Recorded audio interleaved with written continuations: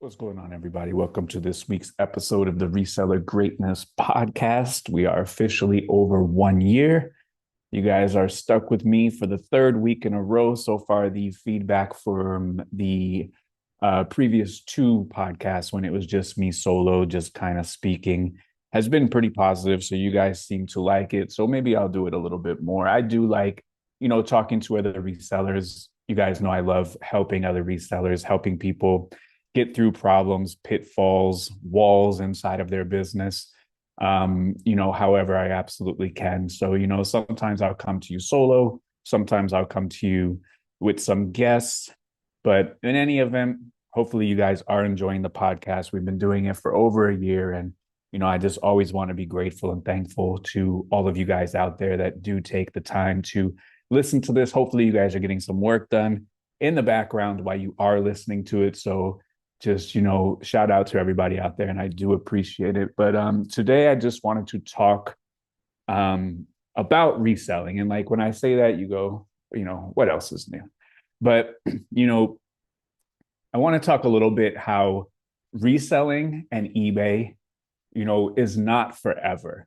It can absolutely be forever. I mean, I will probably resell something to some sort of capacity to the day that I die because of how much I truly love and enjoy to do it. Like I love flipping items, even from when I was a little kid with baseball cards. I used to love, flipping my way from, a horrible player to, a very good player, or, flipping a couple of dollars and then getting back a couple more, or taking something of absolutely no value and then turning it into value. Like at my core, that is what fuels me the most out of anything.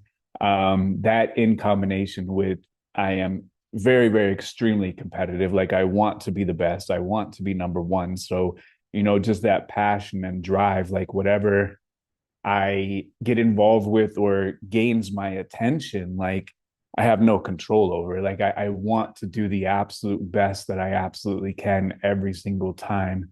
That it's my chance, my opportunity. And maybe that goes back to growing up playing sports like baseball. Baseball is a very, it's a team sport, but at the end of the day, it is a very like independent sport. Like when you are at the plate hitting, there's nobody coming to save you. It's you versus the eight people in front of you, one person behind you versus those nine other people, and it's you versus the pitcher, and it's a lot of mental gymnastics and it's mind games.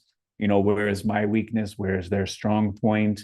What's the score of the game, who's on base, what is the situation or scenario? Like all of these things dictate what's going to come next. All of these things dictate what's going to happen once the ball's put into play. And I think that, like, for me, thinking about all of these situations and scenarios and kind of like thinking about all of the what ifs and having a proper plan for every single situation that could arise, like I do get, enjoyment out of that also. So like, the aspects of like reselling or eBay or building a business, like it's what I truly love to do. And for a very, very long time, I've been, blessed and very fortunate to wake up and do exactly what I want to do every single day of my life.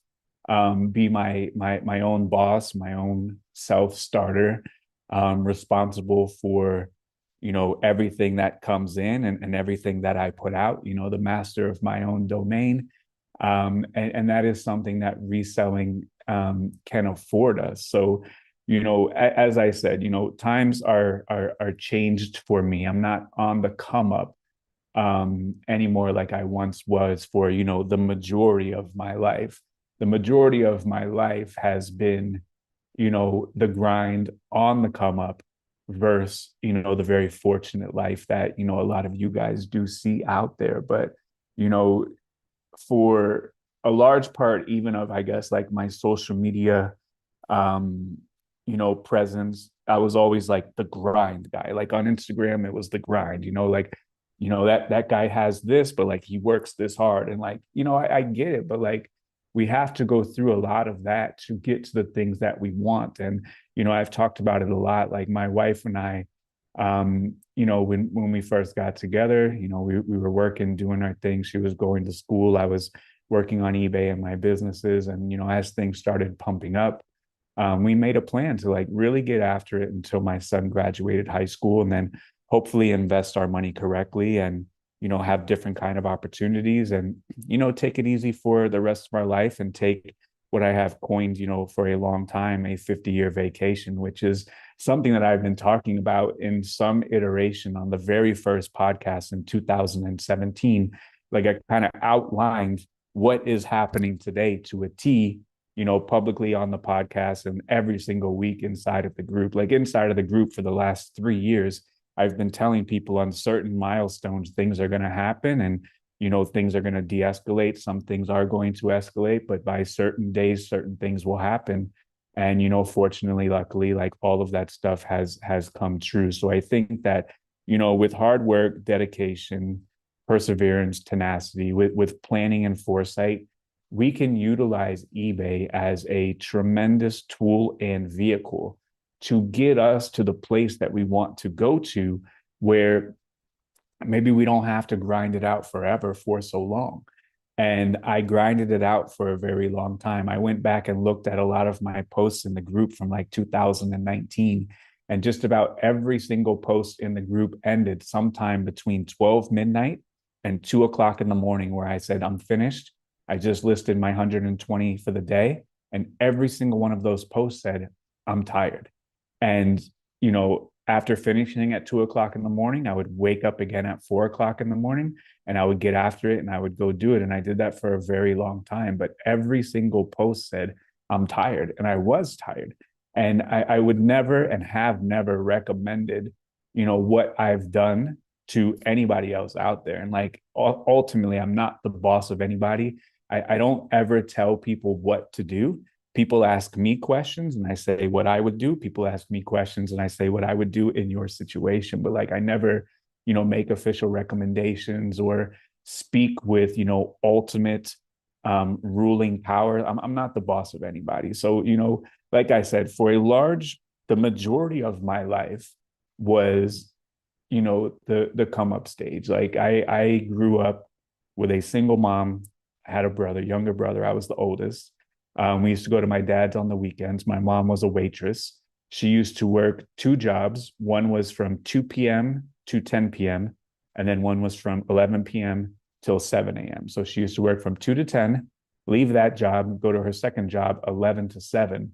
And the only reason why she didn't get another shift is because she had to come home, get us ready for school, make sure we got to school, and then she would have to run all of her errands during the daytime or catch up on her sleep. So when school was over, like, I was living by myself. Like, she was already gone to work, and I knew she wasn't going to be back till 10 a.m. or 10 p.m. And then she had to go to her another job, and I knew she wasn't going to be back till 7. So like, you can only imagine like how a teenager with a certain brain capacity like mine, how I was able to really take advantage of that situation for a long time, for better and for worse. But things weren't always easy. Things were tough, and we got by, and we didn't always live in perfect situations, but we made it. And you know I went to high school. I never got straight A's. Probably like a C student. Got a couple F's, voluntary F's. I can remember in ninth grade, the first day of algebra, or the first day of geometry, I opened up my book, and it said, and it said real world application of what you'll learn today. And it says, you will use what you learn today as you pilot a spaceship for interplanetary space travel. And I said, well, I'm never going to pilot a spaceship on interplanetary space travel, so I don't need to learn this. And then I looked through some more of the stuff, and I'm like, I don't need to learn this. Like, there's no like real world application in this. So I told the teacher politely, professionally, and said, hey, you know what? I'm not going to struggle through this. Like, my brain doesn't work in this kind of manner. Like, I can do mathematics. I can solve for like real numbers, but like the unreal number stuff, like, I have a really hard time with. Like, I'm very black and white. There is no gray area. It's either on or off. It's yes or no. There's no maybes. There's no buts. There's no ifs. That's just how I'm wired. It's in my DNA. So I told her, I said, hey, I'm going to come every single day. but I'm going to do my homework for all of my other classes during this time. I'm going to sit in the back. I'm not going to bother anybody, but I'm not going to struggle through this just to get an F. I will go to summer school for 2 weeks and I'll get a participation grade just for showing up, and I'll go home with a C. And the teacher looked at me for a little bit and she goes, "You might be one of the smartest students that I've ever had." So I wasn't the smartest in terms of maybe, algebra or geometry, but, I was enough self-awareness that I can't sit here for an entire year, absolutely struggle.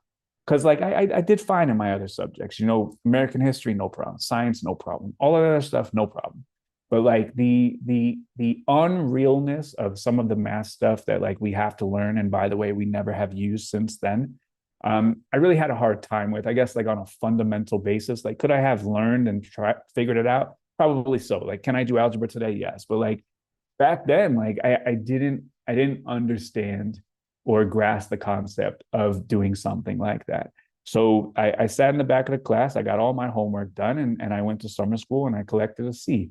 And that was probably like the first time where I figured out that like I could do things like on my terms, and it doesn't have to be like the terms of the social norm. So, I ended up having a son when I was 18 years old. I didn't go to college.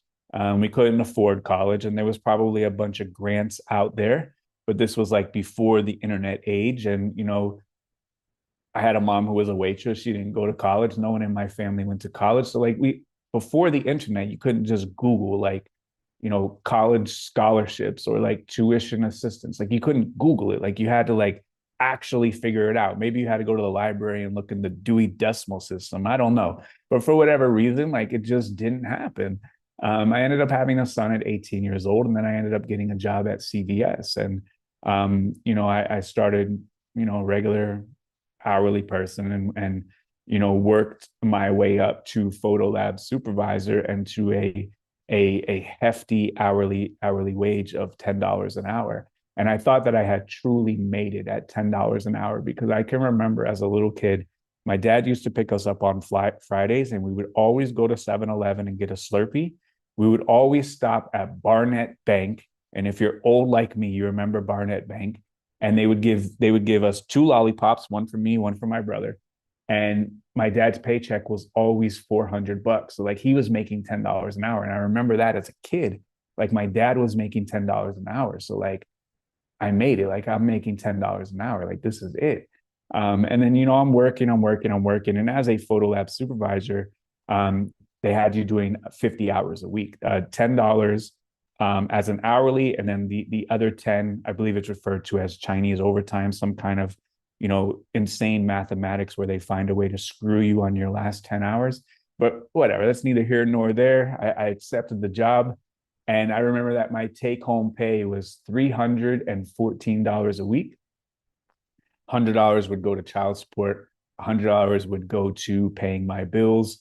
$100 would go to, food, car insurance. $100 would go to paying my portion of the rent. So 100 would go to child support, 100 to bills, food, car insurance, 100 to paying my portion of the rent per week. And I would be left with anywhere between $14 and $0 to get through an entire week. And I still had to raise my son on when he came over on the weekend. So like it was very tough. And a lot of weeks I was faced with the situation or decision was, do I get chips or a drink? Like for a long time, I couldn't get chips and a drink during my break at CVS. So it was either get a cherry Coke or get a bag of Doritos. I couldn't get both. I couldn't afford to get both. But I stayed at it, stayed working. And I remember when I was up for a raise, we were like the number one photo lab in the district. We had, always uptime, great customer service. They were pushing us to go faster, this and that. And I remember I got a 5-cent raise. And I asked the manager, I said, I got a 5-cent raise. Like, I was expecting a little bit more. And the manager looked at me and she said, you should be lucky or you should be thankful because you're lucky you got a 5-cent raise. A lot of people didn't get any raise. And I was like, wow, like that's crazy, but I guess that's life. So, as I kept working for CVS, it was originally Eckerd Drugs, and then CVS bought it. And when CVS bought it, the first thing that they did was the blueprint or format of an Eckerd store. You walked in, the photo lab was to the left, the customer service checkout was to the right. The first thing that CVS did when they took over was they spent a bunch of money, every single store in the entire world, and they moved the photo lab to the left-hand side. So when you walked in, there was no photo lab. It was customer service and photo lab on the right-hand side. And what they did is they got rid of the customer service person who used to sit and ring the cash register, and the photo lab technician or photo lab supervisor. Now their job was to run the photo lab and ring up customers for the same pay. And I saw them eliminate positions right in front of my eyes. I saw me have to do two jobs, get paid for one right in front of my eyes. And that was kind of like a wake up call for me that, you know, there's not a lot of security here.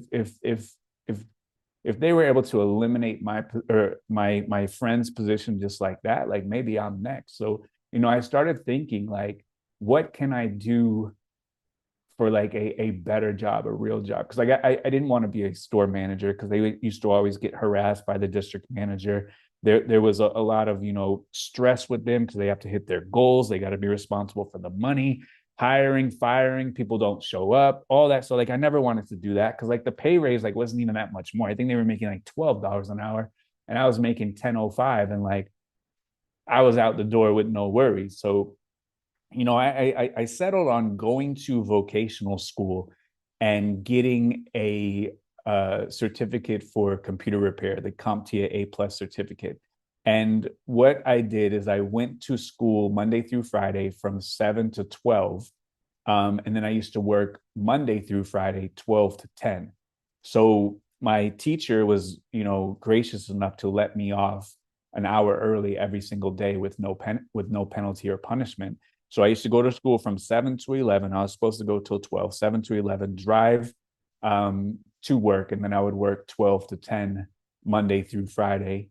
And I had the weekends off because that's when I had my son. So like I had a great manager who gave me the weekends off, which is unheard of in a retail job. But you know, so like that's something like I'm forever thankful for. So, you know, I went to the vocational school for a few years, you know, did my time, did my schoolwork, did my studying. I did a lot of homework on the CVS clock. And I ended up getting my A+ computer degree for repair, which is hardware and software repair. And I also got my N+ degree, which is like network repair, routers, switches, things like that. And then, you know, once I got my certifications, it was time for me to get a job. And every single entry level kind of IT or computer repair job, like entry level, they wanted 10 years of experience. And it's hard to be fresh out of school and apply for an entry level job and have 10 years experience. Like you guys know how that goes. Like every single entry level position, they want you to have 10 years experience. So like I kept getting turned down by every single company that I was applying to in person, on paper. Like this is before like applying online. Like I was putting boots on the ground, applying to so many places. I didn't have gas to get around, and like it was tough, man. It was really tough because these are the days where, you know, I had like $14, $6 to get through a whole week. And I remember one time that my car broke and there was something wrong with the transmission. And you know, I either walked, bummed a ride, took the bus, showed up to work all sweaty because it's tough to be outside in Florida, walking with pants and you know, a thick polo shirt to show up. And like it was brutal, man. And like for a whole summer, I didn't have enough money to fix my car and I had to save up like, you know, 10, 20, $30 at a time for months. Um, so, you know, I ended up getting a job at Circuit City. And Circuit City had a computer repair arm of the business called FireDog. And FireDog is the equivalent to Best Buy's Geek Squad. And I got hired for them and I was making $16 an hour. And I was the lead for the FireDog arm inside of the Circuit City. You bring in your computer, we can fix it. We used to do in-home troubleshooting and you know, fixing computers, networks in people's houses as well. So I was making $16 an hour, and that was the most money that I've ever made in my entire life. I was on cloud nine, and everything seemed like it was really falling into place. And 2 weeks after I got hired, Circuit City filed for bankruptcy. So here I am, on cloud nine. I think, I'm thinking I really got this turned around. I went to school for 2 years. You know, I was 7 till 10 o'clock at night on the grind 5 days a week, get a job, things are falling into place. And then they file for bankruptcy 2 weeks later.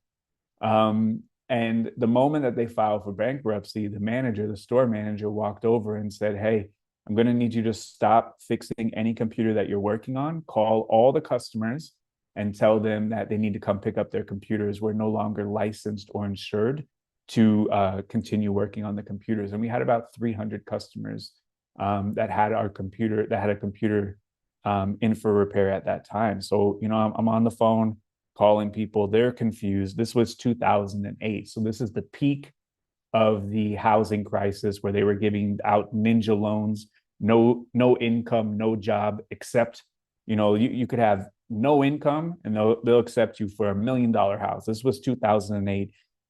Everyone was getting foreclosed on. The stock market lost 50%. It was a very tough time.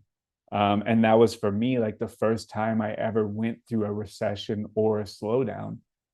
We were just, we were fighting, two wars, Iraq and Afghanistan. Like it was a very tough time for a lot of people. So, so I get on the phone, I call all the customers are confused.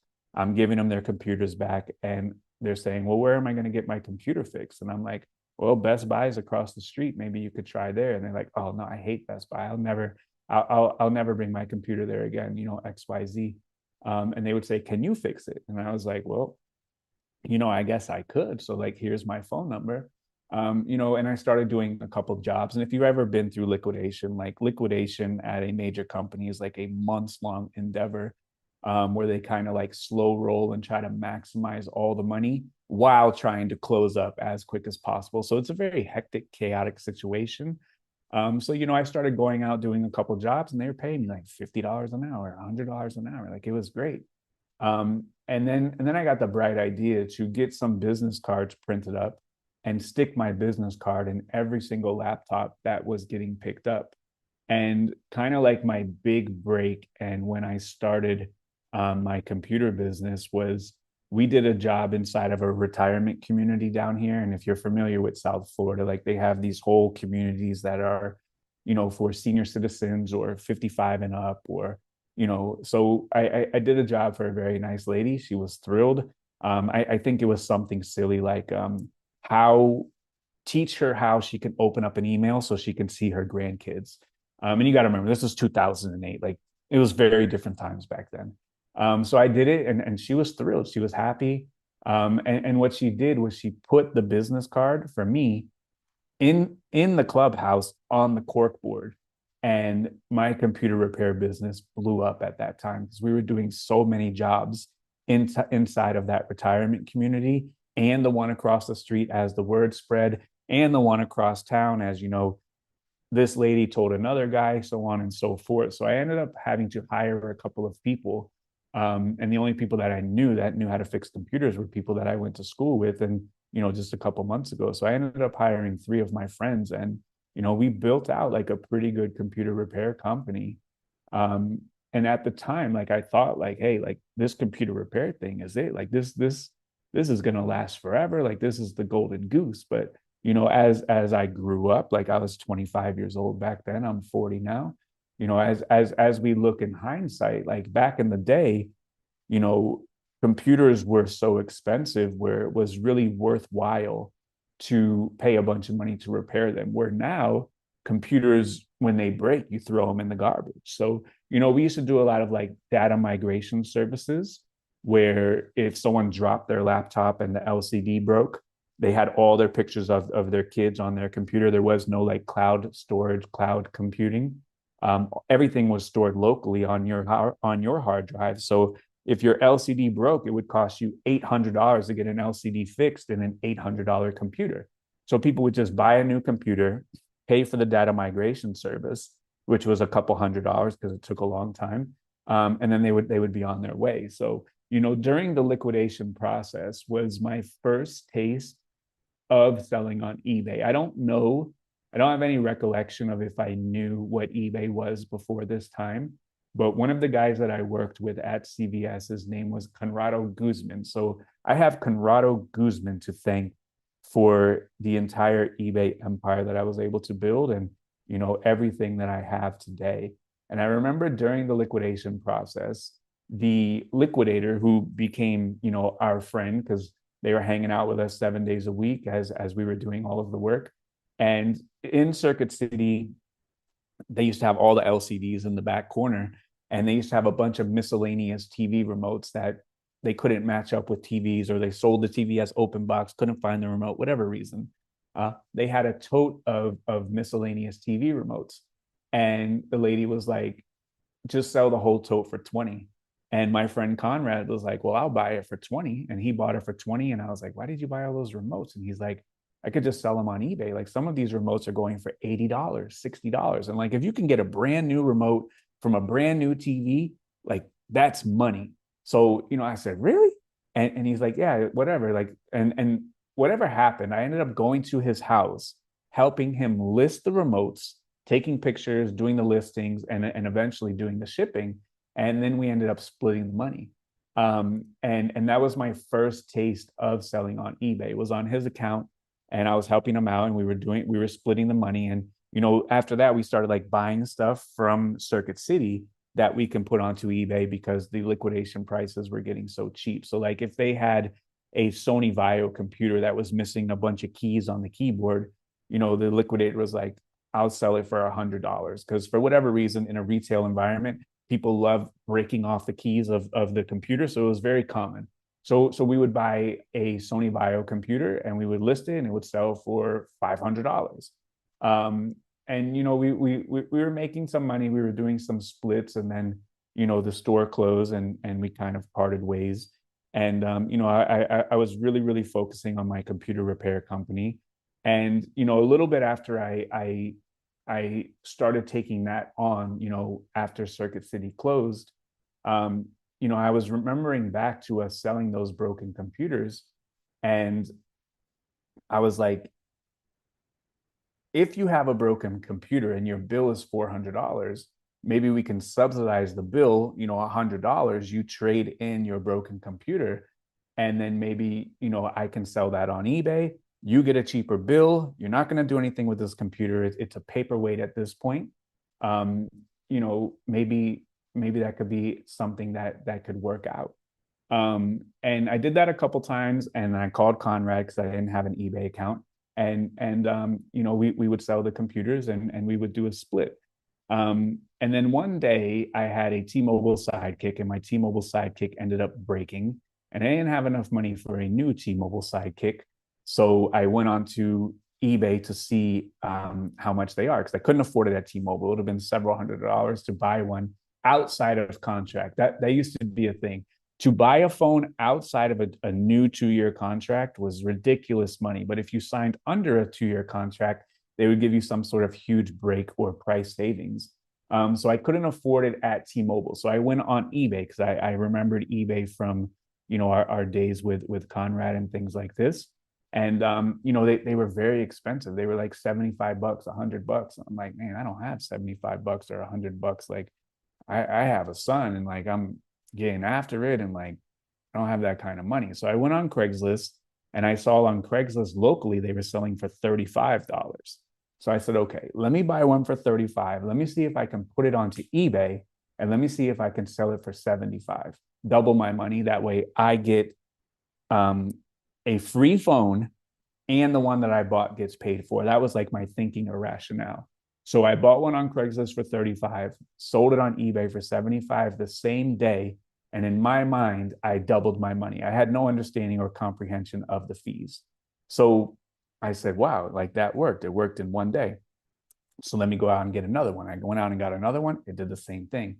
So then, like, I was kind of like on the hunt, after work, during work, in my spare time, downtime, for T-Mobile Sidekicks, in the $35 price range that I could sell for $75. And I did that a lot. And after I started to get more accustomed with selling on eBay on my own, Conrad ended up going to college and he ended up moving away. So I started going really, really hard in the your item is broken, your bill is $500, trade me your computer for $100, pay me 400, everybody is good. And I started leaning into that a lot for the computer repair business.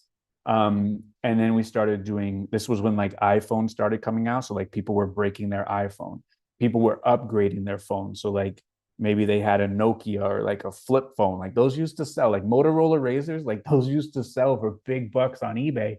And like nobody wanted them anymore because they were upgrading to smartphones. So like I would do a job. If you have a Nintendo DS, if you have some video games, if you have, an old phone, if you have a broken phone, a broken iPhone, like we can help set off, some of this money. So like when my computer business was like really, really cranking, I was really also starting to crank up the eBay business. And that's where the tech part of my name. So I was selling a lot of broken electronics. Like my whole business on eBay was selling broken electronics on a 7-day auction. And then after like I started selling the DSs and the video games, things like this, I was surfing the internet. I was browsing like baseball card forums. I was browsing video game forums, this and that. And then I made a like a wanted ad on a baseball card forum. And I said, hey, I want all your iPhones, all your Androids, all your Nintendos, all your video games. I'm willing to pay a good price. Cause like if you collect anything, like when something comes out and you have to buy it, you need fast money. And this was like before Zelle, Cash App, PayPal. Like we had PayPal, but like money wasn't as fast as it is today.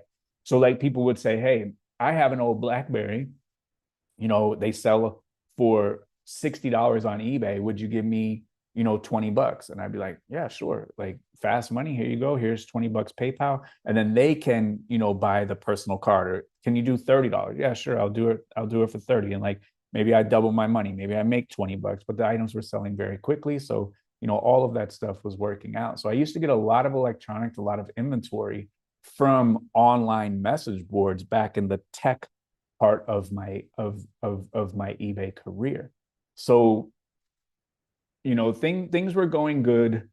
I had like a lot of like personal issues back in this time. And I would see like I was making good money. I was making a couple dollars on eBay. I was making a couple dollars with the business.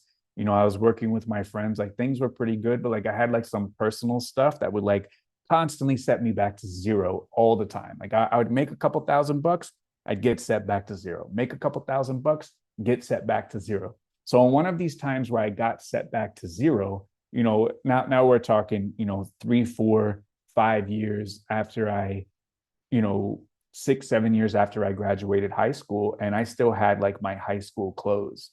And I remember the first item that I listed on eBay was a vintage champion Buffalo Bills jersey. And I listed it for $78.88 and it sold the same day. And it just so happened that Andre Reed was getting into the Football Hall of Fame that day. So, I told my wife, like, wow, can you believe I sold like my old football jersey on eBay? And she said, maybe Goodwill has more jerseys. So she was my girlfriend at the time. So we went into Goodwill and they had a Dan Marino Wilson authentic for $5. And I'll never forget. I still remember the exact place that it was at. And it was $5. And I went home and I listed that, and that ended up selling for $250. And that's where the sports part of my name comes from. So I was doing a lot of the electronics, the cell phones, the video games, the broken stuff. That's the tech part. And the sports part is, I was really, really heavy on the jerseys. And then eventually I started getting into the jackets, the sweaters, the polos, the button ups, so on and so forth. So, I did that for a good while. And the greatest gift, the greatest thing that eBay taught me was that I am able and I am capable of producing and making money. I didn't grasp that concept fully until I started selling on eBay. That if I put forth the effort and I do what I'm supposed to do, I can produce money and pull this money out of thin air. I can go find an item for $5 at the thrift store and I can sell it for 25. I can sell it for 40. I can sell it for 50. I can sell it for $100. Like I was able to produce money. I was able to believe in myself and I was able to take action. Like that unlocked everything for me. And after I got past like a lot of like my personal stuff that was bringing me back to zero every single month, I started like realizing actually like making gains in my bank account where I could save $1,000 and keep $1,000. I can save $10,000 and keep $10,000. And it was at this point where like I truly started to understand the immense value of eBay and the immense value of reselling is that it is the best vehicle that I've been able to find, I've been able to identify that can multiply your money. You put $5 in, you get $20 out. You put $7 in, you get $25 out. You put $10 in, you get $30 out. You put $1 in sometimes, you get $100 out sometimes. And it was that multiplying of the money that was something that I never saw in my life and something that kind of like flipped a switch inside of me. So, I started to save up a couple dollars and, my mom, she ended up moving like, I don't know, like 6 or 8 hours away at this time. And one of her friends, they had some personal issues and they had 27 acres for sale and it had a mobile home on it. And they wanted to sell it for $60,000, but the terms were, and it was it was for sale by owner, no bank involved. So the terms were the $60,000, $6,000 down, 0% interest. Like absolutely deal of a lifetime. I would put $6,000 down, pay off the $60,000, and it was 0% interest. This was his terms. It was a friend of my mom, and I guess, however it happened, but that was the deal that she presented to me. And she says it's a great piece of property. It's on, one of the main roads in town that she can see like this is something that is going to increase. And today, they've built huge power lines right on it. It has a concrete 4-lane highway. So like my mom was right on that point. So the first piece of real estate that I bought was an absolute deal of a lifetime. It was 27 acres, $60,000, 10% down, 0% interest. And I just kept making $500 payments every single month until I eventually paid it off in full. Because the guy was getting up there in age and I didn't want there to be any kind of issues between, him and his sons because he was owner financing it. And my mom said that she heard like they weren't happy with the entire situation. So I eventually ended up paying it off, even though like there was no upside to me paying it off. And I think I paid it off like $12,000 left or something, but I didn't want to take the chance of it like falling into probate and the kids and all that. So I just ended up paying it off, even though there was no upside to paying it off because it was 0% interest. But that's neither here nor there. But that was like my first kind of foray in utilizing eBay money to make other investments. And like for my entire life, I've always lived off of the eBay money. Like this house was built on eBay money. This shirt was bought by eBay money. Everything my wife and my son needs is paid for with eBay money. And I did this for a few reasons. Reason number one was to keep the computer business, keep the money inside of it. So that way I can grow it and, expand out, get new stuff. Cause like computer troubleshooting software back in the day, like that stuff was expensive, man. Like you could drop $700 on one kit like it's no one's business, and I got to get 4 of them. Like that stuff was expensive. So I wanted to keep the money rolling inside of that business so that business can grow. So like I always lived off of the eBay money. And as the eBay money grew, I tried to stay very disciplined, stay underneath my means, and hopefully take some of that money, save it, and invest it as well. So the first investment was the rental property, 27 acres for 60,000. 0% interest. And I was doing a little bit of Amazon at this time too. So this was like the wild, wild west of the Amazon days. And pretty much anything that was sealed still, I was sending into Amazon. And I did Amazon for a good while, and I did pretty well on Amazon. Made a couple dollars here and there, and I just put all that into savings.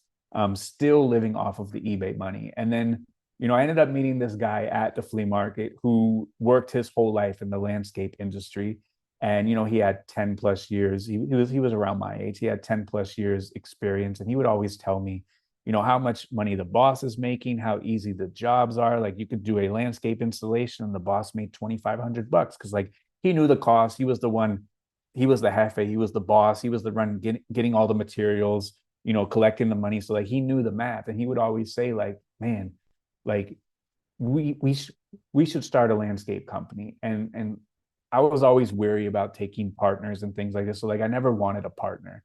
Um, but then one day, one of the guys who bought these storage units, there was a really nice John Deere mower there, and he wanted 3,500. And he looked at me, and we've been kicking around this idea for close to a year. And I kept going, nah, I don't know anything about landscape.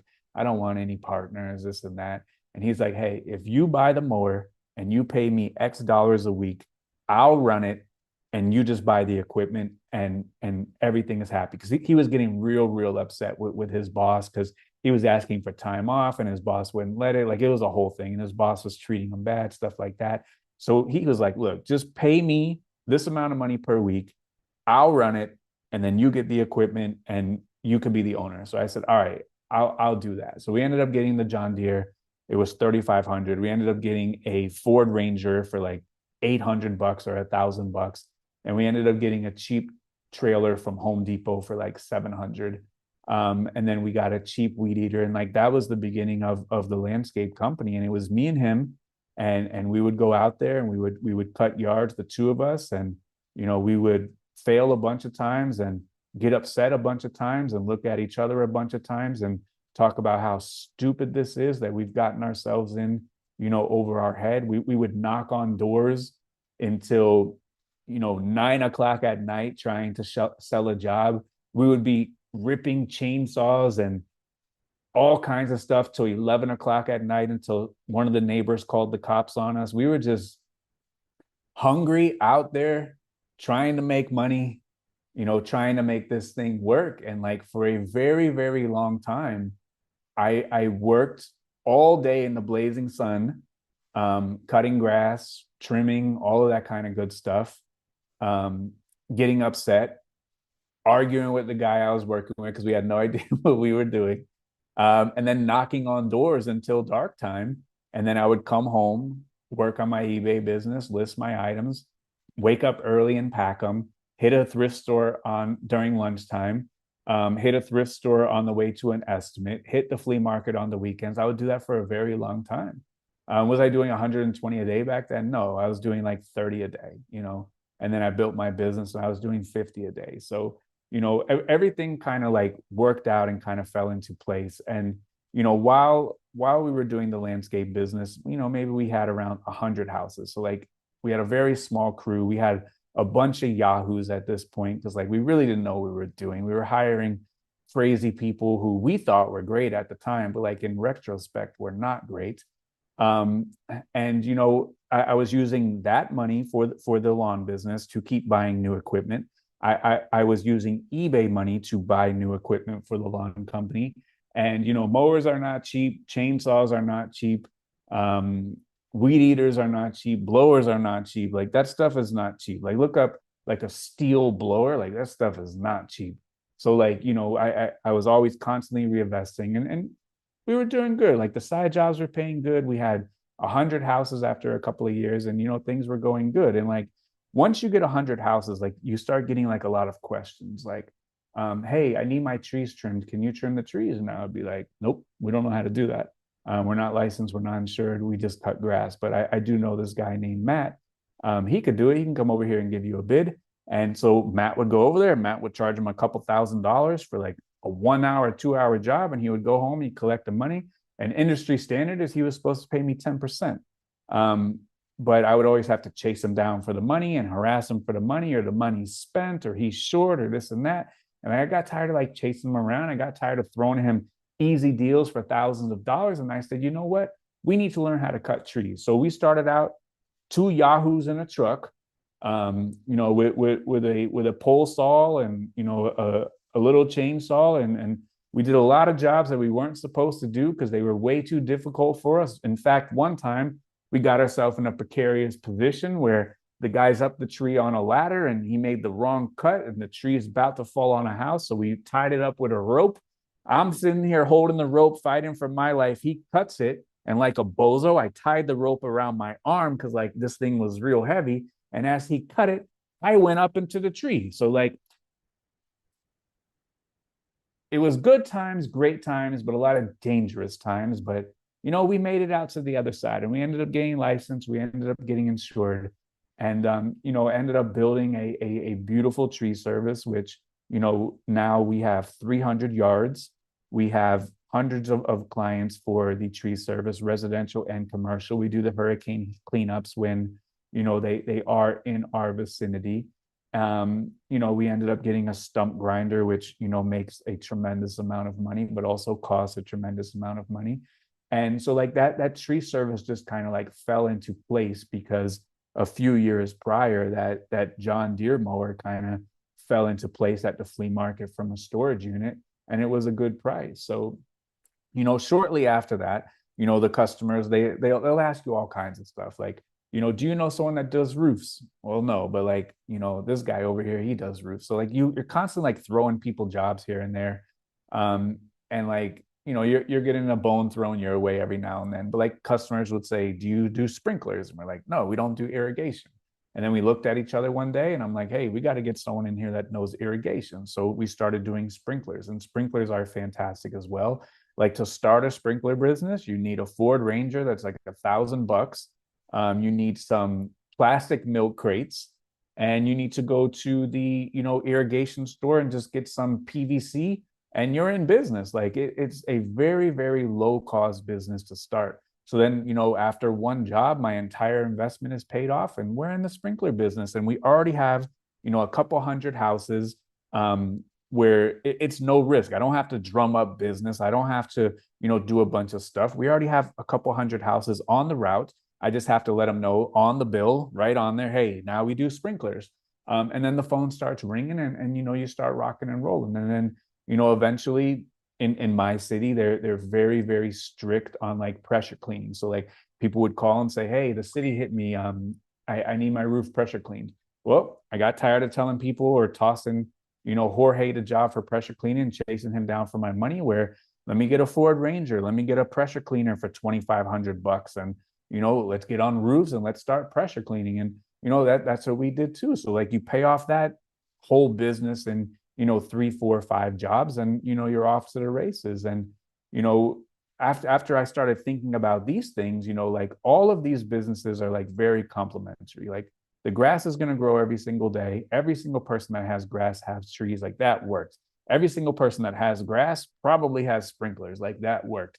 Every single person that has grass, trees, and sprinklers, they also have a roof. That works. And like if you can consolidate all of your services and you can just work with me, I'm happy to give you a great price. One-click billing, you pay for everything, you just come to us, and you rock and roll. So like it was a lot of value add for me and the customer. And then one day the magical question happened was, hey, the guy who does my pools, he moved away. Do you know anybody? Say less. We went right over there to the pool supply store. I got the Shark, couple $1,000, got me a Ford Ranger, called every single person. At that time, we had 300 houses, called every single person that had a pool. And I said, hey, how much are you paying to get your pool done? They would go, oh, $85. And I'm like, well, I'll do it for 65. You can pay me and get the long cut by us. One-click billing, and you save $20 a month. Say no more. Signed up a bunch of houses. A lot of people said, no, my guy's great, I'm going to stick with him. No problem. No pressure, no problem. Just throwing it out there. And then, started a pool service after that. So like all along the way with the eBay money, the money that I was making on Amazon, the landscape and lawn company, tree service, sprinklers, pressure washing, pools, like all of this money. And I kept my overhead costs as a human being, as a family, as a life. I've always kept it very, very low. I've always lived underneath my means. I don't need anything. I'm not greedy. We have every single thing that we want. And I wanted to get to the point where I can create what in my mind I named the infinite money loop, where I have so much money coming in that I can't spend it. I can spend it, but I'm not going to spend it. I can't spend it. And then I can take this money and then invest it into real estate, or if you want to invest it into the stock market, however you want to do. My method is real estate, where I can take all of this money that I'm getting from eBay, that I'm getting from selling stuff on Amazon, that I'm getting from the lawn service, pool service, that I'm getting from the computer business, take all of this money, invest it into real estate, and with the money that comes out of the real estate, do what? Invest it into more real estate. So I wanted to get to the point where I had this infinite money loop where the money that I was investing was making money. And with that money that I was making money on my investment, I would go out and buy more investments. So all along this time, like I was snatching up, like I said, my mom lives pretty far away. I was snatching up these real estate properties for, very, very good prices at the time compared to the prices where I live, which is much more, you know, city, suburban. It's much more rural over there. So I was getting really, really good deals compared to what I had. So like, I was snatching those up. Like every time I used to save 25 or 50,000, I would go up there and I would snatch up a piece of property. Because that for me, that's the vehicle that I like the best. I don't know anything about the stock market. I don't like that if, Elon Musk or whoever makes the wrong tweet, like all your money could be gone. Like I don't like that. I like something that I can touch, that I can feel, that I can see. That works out better for me. Like there is no wrong or right way to do this, but that works out best for me. So, after I did this for a really long time, and my wife was instrumental in this because she really helped me out a lot. She was going to school to be, very, very successful profession. And one day we had a talk, and I was like, hey, why don't you just quit school and you just help me and we blow this thing up, and we really get after it, and then after a certain amount of time we won't have to do this anymore. And fortunately for us, like that is what ended up happening. And we utilized eBay to do this the entire time. Like eBay was absolutely instrumental in the growth of all of these businesses, because you put in $5, you get out 50. You put in $5, you get out 25. So like my entire eBay operation and every other thing in my entire life is funded with $35. I didn't have to put any money of my own into any of the businesses after that. $35. $35, get back 70. Buy two. You get back 140. You buy three.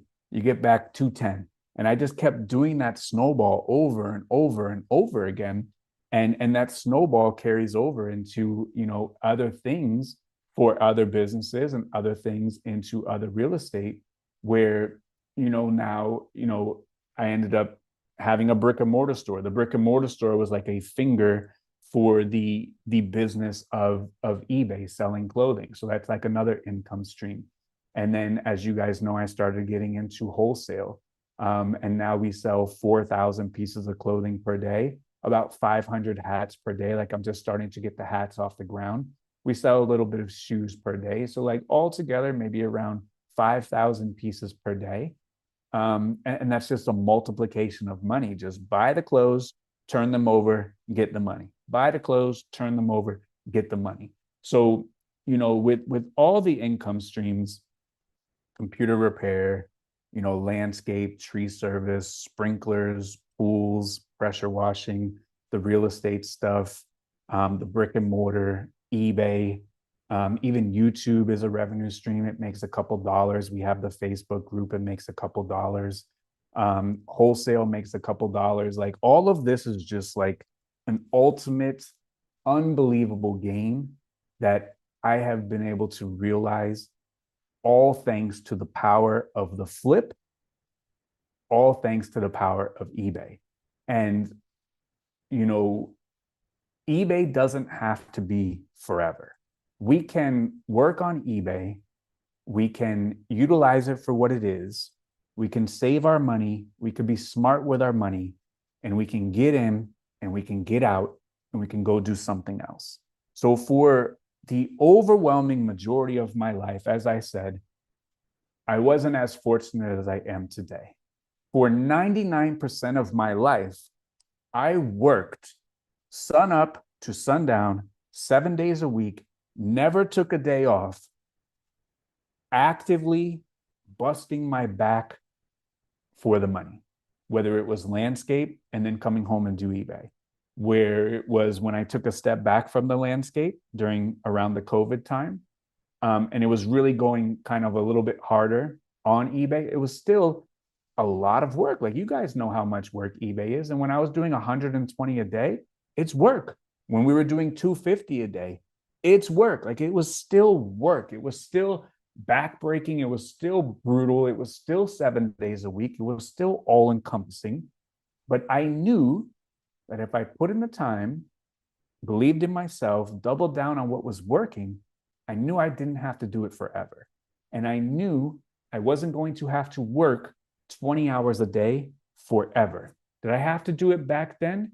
Yes, because I had more time than money.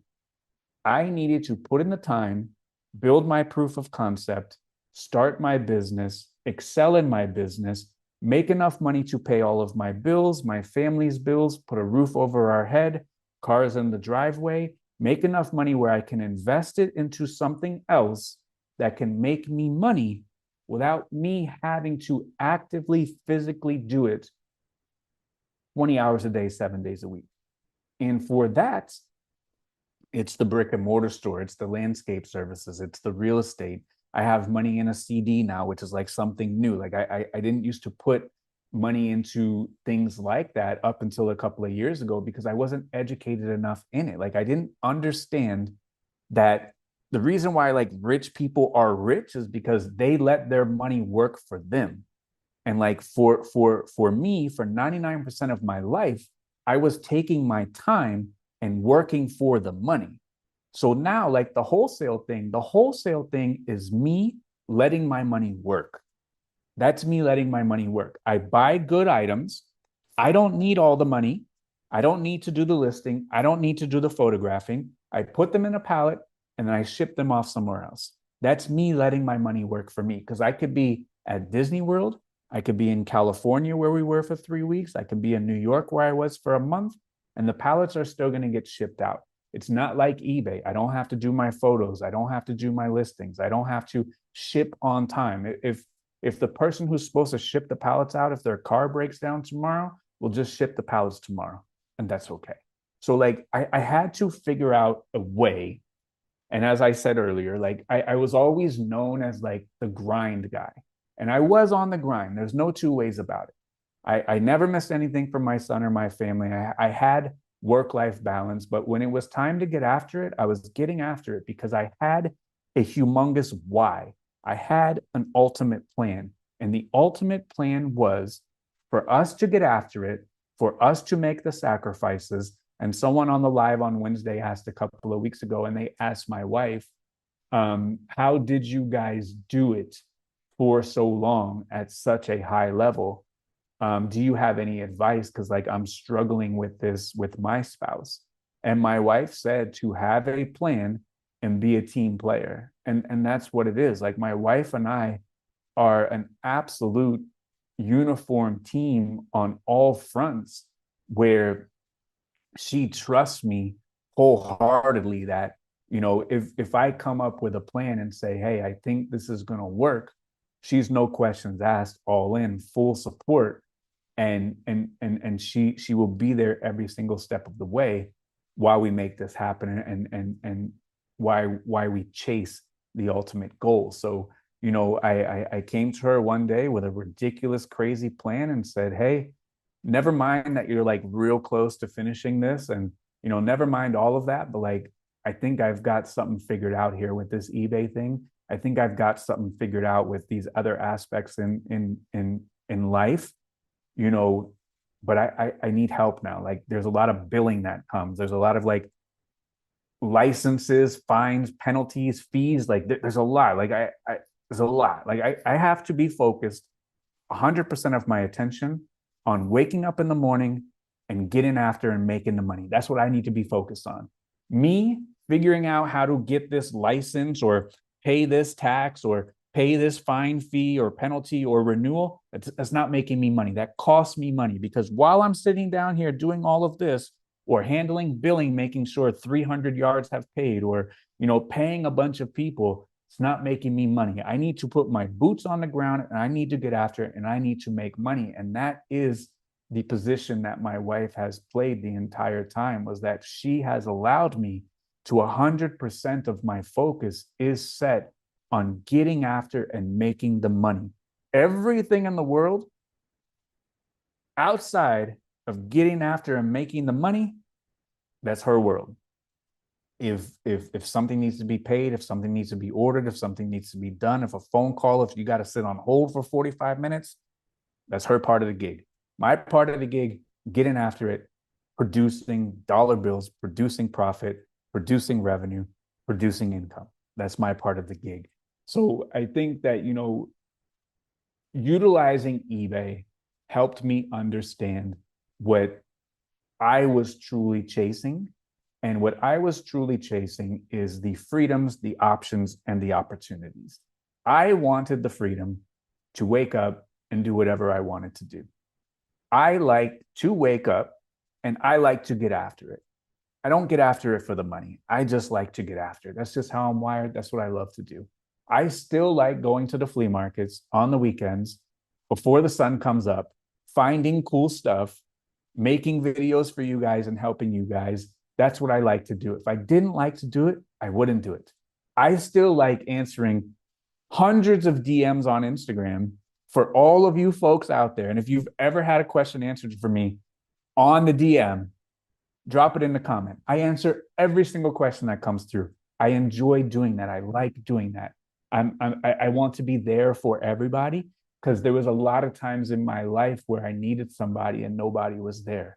There was no YouTube when I was trying to figure out eBay. There was no, Facebook groups to turn to when I was trying to figure out eBay. I had to figure out all this stuff on my own, trial and error, costing time, costing money. And there was like nobody to turn to that could answer a simple question or a complex question, or is this real? Is this fake? Like, I want to do that stuff. I enjoy doing that stuff. And that's why I do it. Like, the freedom to wake up and do anything that I want at any given time. Like this podcast, this YouTube channel, like this is what I like to do. It keeps me busy. If you figured out anything in my personality, making a YouTube video fits perfectly for me, because you take all of this crazy stuff that you've recorded and you put it perfectly in a row. You want to talk about perfect rows? I'm your guy. That's like talking dirty to me. So like, if I could just line up stuff perfectly in a row for the rest of my life, I will die a happy man.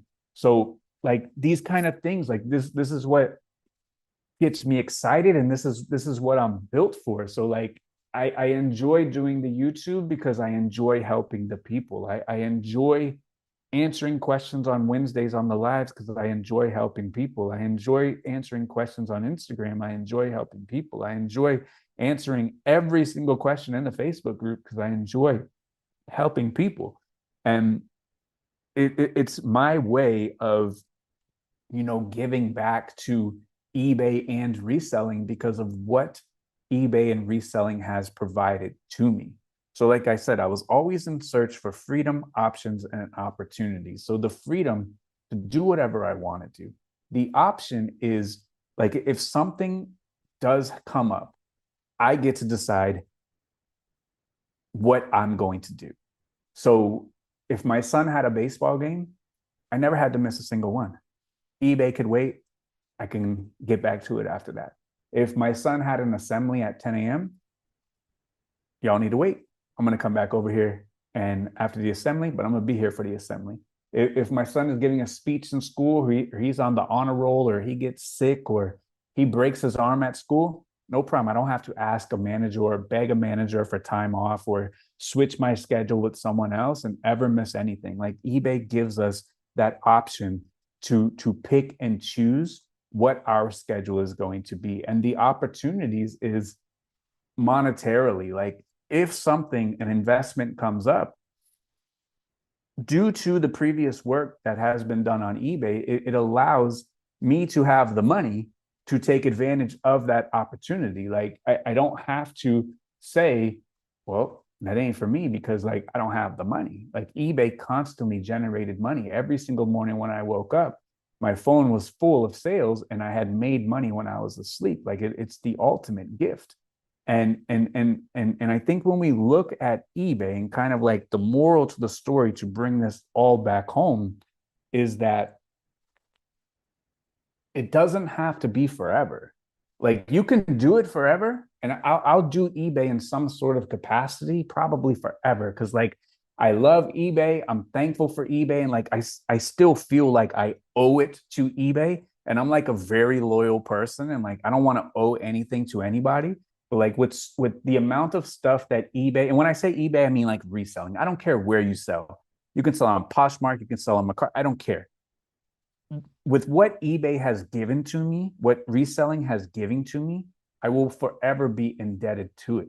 So, like, I will always do some kind of capacity of reselling of eBay, no matter what. And, the entire time when I was talking about, scaling down the eBay business from 50,000 items, doing a couple $1 million per year, I always said, you know what, I'm going to scale down eBay, but I'm still going to be involved with clothing in some sort of capacity. And as long as it makes sense, I will be involved in clothing in some sort of capacity because that is, bar none, the best way to multiply the money. There is no better way that I have found.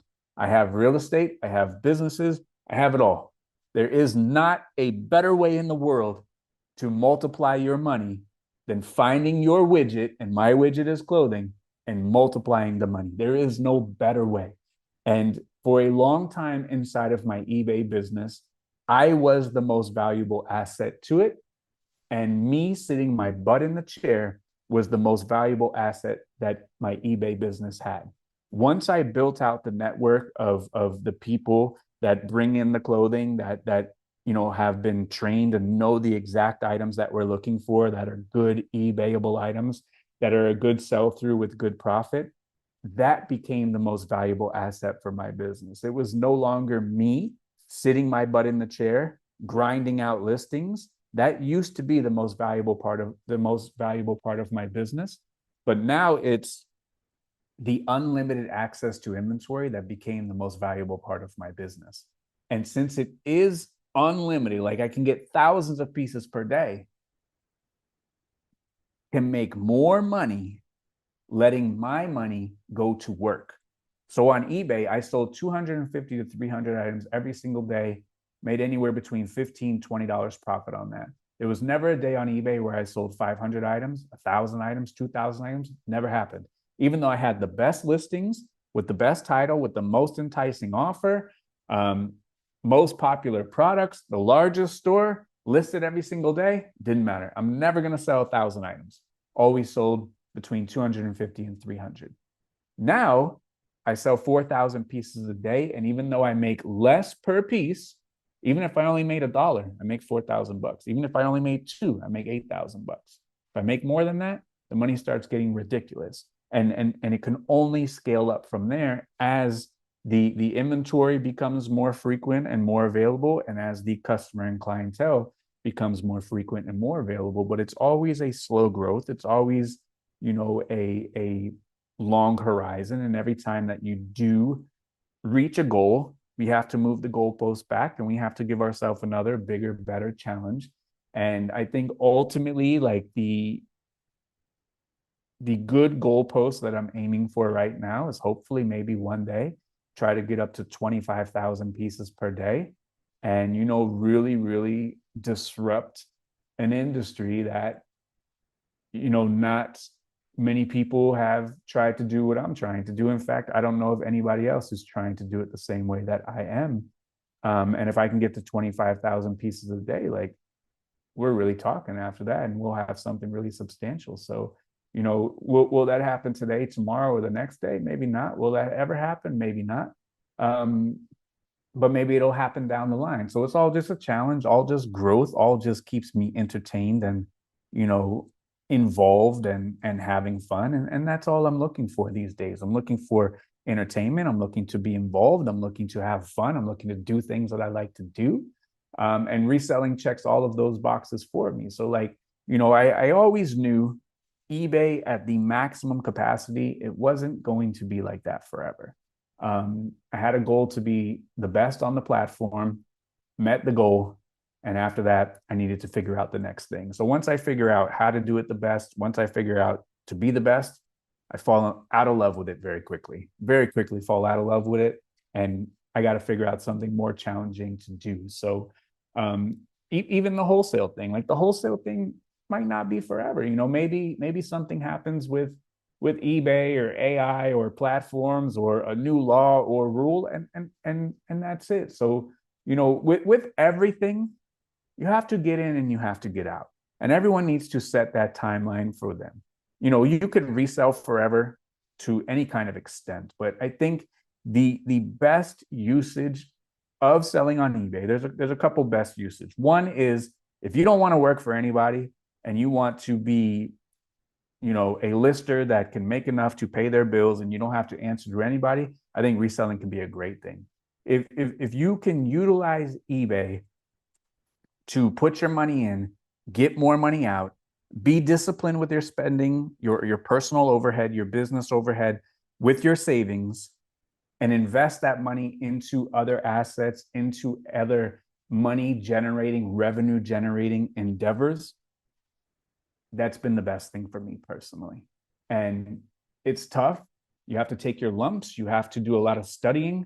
You have to have a lot of discipline. You have to set a lot of goals. You have to have a lot of patience. And I think that all of these things that you want to do that are better or bigger than what you are today, it takes years. Your mindset has to change. You have to learn how to be ultimately disciplined. You can't get this money and have the money burn a hole in your pocket and just spend it. If you do that, you're right back at square one. You can never kind of build up enough firepower to go out and go make a serious move or a serious play into another avenue, another business, or a piece of real estate. Like the best investment that anybody can make is into themselves and into a business that generates profit. That's the best investment anybody can make. Invest in yourself, gain your education, and invest in a business that generates profit. Those are the best investments. After that, mess with real estate. After that, mess with the stock market. After that, mess with some investments in the bank or all of that other stuff. Invest in crypto if you want. I don't care. But we have to utilize eBay for the blessing and vehicle that it is.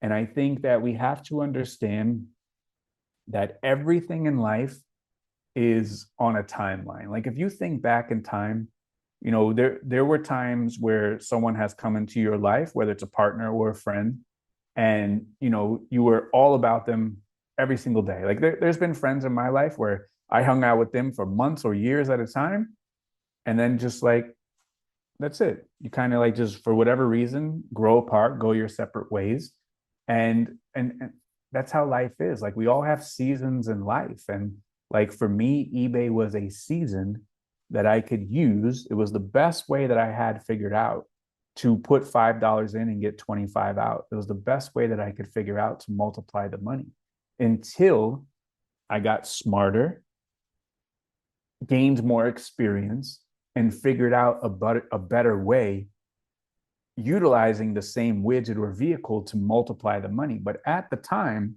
that was the best way that I had it figured out. And the best way that I had it figured out was me working every single day, 7 days a week, shipping, photos, sourcing, packing, listing, doing all of that. That was the best way that I had figured out because I had no education. I didn't have anybody to mentor me or show me the right way or what to do.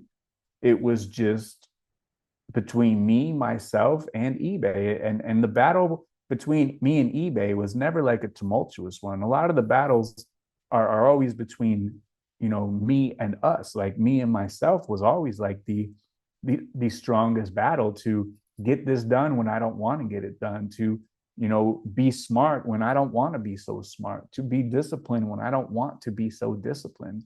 And actually realize that what I'm doing has a purpose and what I'm doing is for a purpose. And that purpose is to get myself out of the position that I'm in now and put myself into a better position. Even if you're already in a good position, we can always put ourselves into a better position. And I think, utilizing eBay, utilizing the flip, utilizing every single thing that we talk about every single week and the vehicle that we have and access to it, I think like it would be a disservice not to take advantage of it to the full extent. And, understand that it doesn't have to be forever. Like there can be an end line for the grind. And like being uncomfortable is okay. Making a sacrifice is okay. Working a little bit extra is okay. Like all of that stuff is okay. It's fine. It's okay. But we have to have something that we're actually striving for. Otherwise, we're lost without purpose, and we have no sense of direction. And like whenever, like kind of like I see like my son kind of in that transitionary time, I always say, this like reminds me of that feather in the beginning of Forrest Gump. If you ever see that feather in Forrest Gump, it's just kind of like blowing in the wind. And it kind of like just goes wherever the wind blows it. It's not at its own direction. It's just at the mercy of the wind. So like we have to find our direction. We can't just be blowing in the wind. And I think if we can formulate a plan, make a plan, have eBay be that vehicle, have reselling be that vehicle where we can really multiply the money. And if you watch the Techonomics video on my channel, if you search Tech and Sports Techonomics, I outline how I built multi-million-dollar business with no loans, no credit card debt, no debt at all, from $35, having enough spread, enough margin, taking $5, getting a $20 profit, putting a portion into paying my bills, putting a portion into my business account, putting a portion into my tax account, reinvesting my original investment. I talked about how to do this where you don't have to pull money out of your own pocket. Like those days are gone.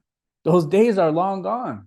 We just have to make a couple right, smart decisions based on the items that we are picking up, that we are finding. We just have to make a couple right, smart decisions where we're introducing ourselves to the right people or putting ourselves in the right position where we are meeting people or positioning ourselves where we do come up on good deals where we can make $100, $200, $500, $1,000 relatively quick. And like those deals most times aren't at the thrift store. The thrift store is bread and butter. That's great. It's dependable. It's all reliable. It's bread and butter. It's beautiful. It serves its purpose. You are more likely on a percent basis to run into a home run at a flea market or a garage sale. The thrift store is getting smart. They've always been pricing up the good stuff. They've always been pulling the good stuff and putting it online or somewhere else. Who knows? On a percent basis, you're more likely to run into a home run at a garage sale or the flea market. On a percent basis, you're more likely to run into a home run, grand slam at a flea market or a garage sale.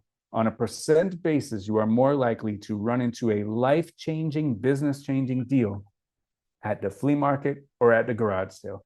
Life-changing, business-changing deals usually are not at the thrift store.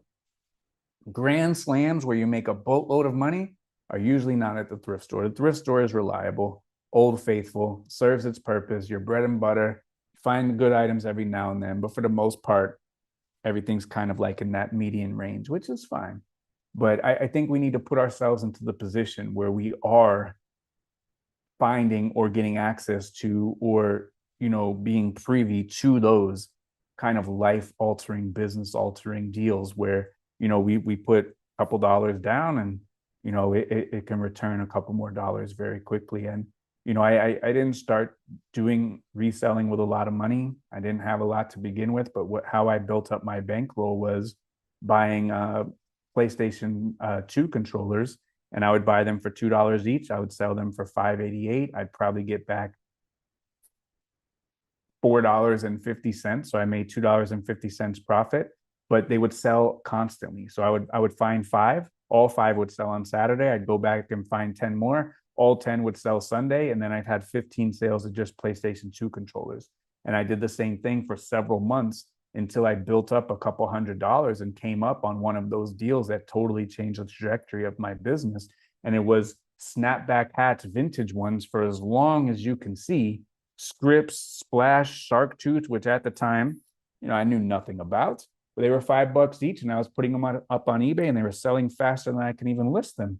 And that's how I learned about hats way back in the day. So like, we got to get the ball rolling with that. We got to get the ball rolling with smart, wise, disciplined, good investments. Stick to our metrics. Utilize eBay for the power that it is. Take advantage of eBay for what it offers us.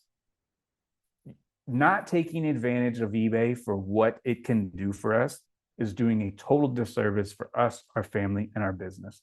And what eBay offers us is $5 into 25 or 30 or 50 or 100 continuously forever. If Warren Buffett knew that you could put items for $5 and you can get $25 back or $20 back in 90 days, he'd pull all of his money out of the stock market and he would sell items on eBay. They over there getting 2%, 4%, 5%. We get 500% in 90 days. You go to the bank, you're lucky to get 5% in a year. So we have to harness the power, and we have to take the full responsibility of utilizing eBay for what it is. And Reselling and eBay have done, so much for my life and my family. Just by making smart purchases, sticking to the metrics, being on top of the numbers, living below my means off of my eBay funds forever, still forever. We just live off of clothing. That's it. And then reinvest everything else that all the other businesses make into real estate, reinvest everything else back into real estate and other investments. And, that has helped me and afforded me a life that I never thought that I would be able to achieve as someone that didn't graduate high school and had a son at 18 years old and was a single father. And I didn't even know what to do. No education. And, just by doing the things that we talk about has put, me, my family in a very, very fortunate position. And, you don't have to do it forever, but you do have to do it for a little bit of time and, develop a plan and be steadfast, non-compromising on it, sacrifice, and do everything that you need to do. And I think that it is the ultimate glitch in the matrix that a lot of people still don't know about. But how long it's going to be around, I don't know. Do I think it's going to be around for the foreseeable future? Obviously, I do. Otherwise, I wouldn't be selling thousands of pieces of clothing per day or, trying to get up to 25,000 pieces of clothing per day. I think it's going to be here for the foreseeable future. But will it be here forever? I don't know. Maybe not. But again, you got to get in and get out. Get your money and get out. Get your money and get out. Get your money, get out. And when you get your money out, figure out something that you can put it into where we don't have to work so hard. And that is what I'm still trying to learn to this day. And I'm a student every single day. I'm a student of the game every single day.